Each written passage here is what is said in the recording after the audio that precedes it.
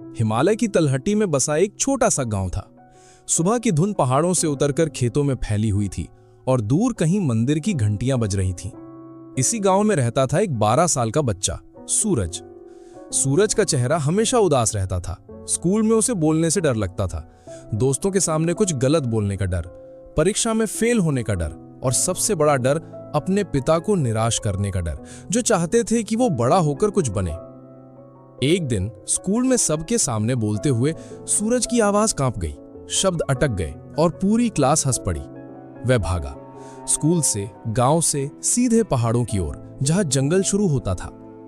घने पेड़ों के बीच से गुजरता वह रोता हुआ चलता रहा, जब तक उसे नदी की आवाज सुनाई नहीं दी।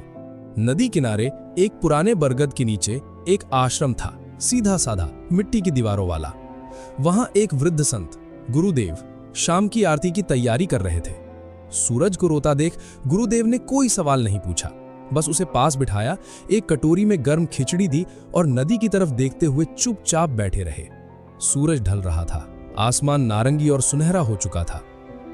काफी देर बाद सूरज ने खुद ही कहा, गुरुदेव, मुझसे कुछ नहीं होता। मैं बोलने से डरता हूं, हारने से डरता हूं, गलत होने से डरता हूं। मुझे लगता है मैं कभी कुछ नहीं बन पाऊंगा। गुरुदेव मुस्कुराए, बेटा, तुम्हें पता है डर क्या है? यह कोई राक्षस नहीं है जो बाहर से आता है। यह सिर्फ तुम्हारे मन में बैठा एक विचार है। मैं इसे संभाल नहीं पाऊंगा। जब तुम्हारी क्लास हंसी, तब तुम्हें लगा जैसे दुनिया खत्म हो गई। पर बताओ, क्या सच में कुछ बुरा हुआ? सूरज ने सोचा, नहीं, बस मुझे शर्म आई। शर्म भी एक भावना है बेटा, तूफान नहीं। हर इंसान के अंदर ये डर बैठा है, क्योंकि हमारा दिमाग हजारों साल पुराना है, जब जंगल में जानवरों से बचना पड़ता था। अब खतरा नहीं है, पर दिमाग अभी भी वैसे ही प्रतिक्रिया देता है।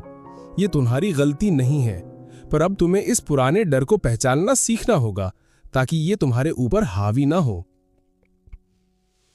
अगली सुबह नदी किनारे टहलते हुए गुरुदेव ने पूछा, अच्छा बताओ, कल क्लास में जो हुआ उसका सबसे बुरा नतीजा क्या हो सकता था?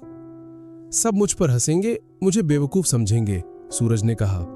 और फिर शायद कुछ दिन शर्म आएगी। और उसके बाद सूरज चुप हो गया, फिर धीरे से मुस्कुराया।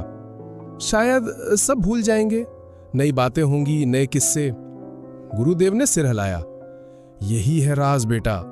जब हम डरते हैं, हमारा मन सबसे बुरी तस्वीर बना लेता है, पर उसे कभी पूरा नहीं सोचता। जब तुम पूरी बात सोचते हो अंत तक, तो पता चलता है ये पहाड़ जितना बड़ा नहीं, बस एक छोटा पत्थर था। दिन बीतते गए। सूरज आश्रम में रुका रहा, गुरुदेव के साथ पानी भरता, लकड़ी काटता और शाम को उनकी बातें सुनता।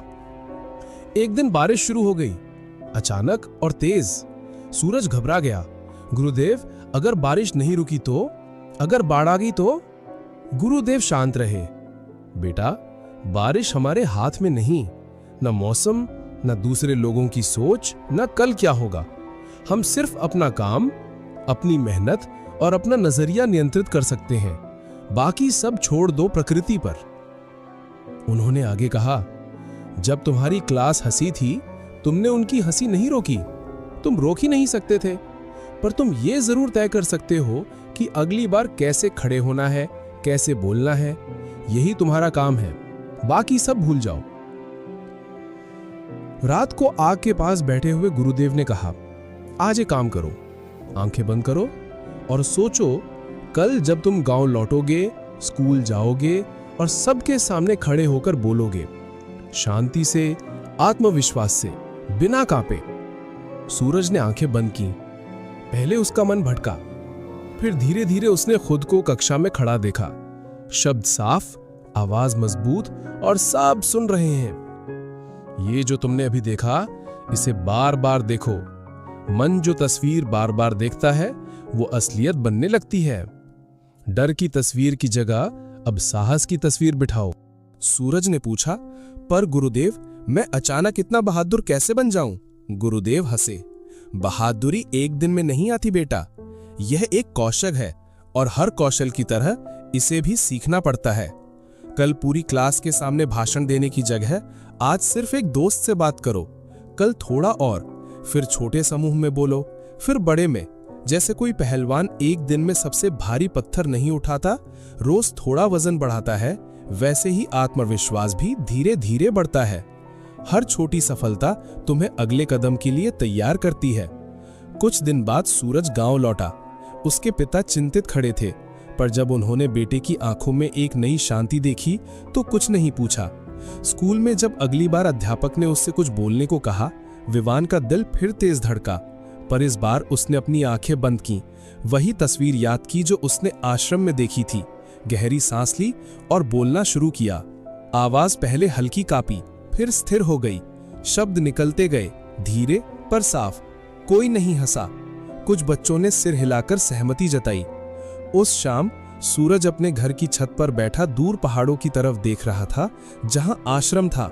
उसने मन ही मन सोचा, डर कभी पूरी तरह खत्म नहीं होगा, पर अब मुझे पता है यह सिर्फ एक साया है, हकीकत नहीं।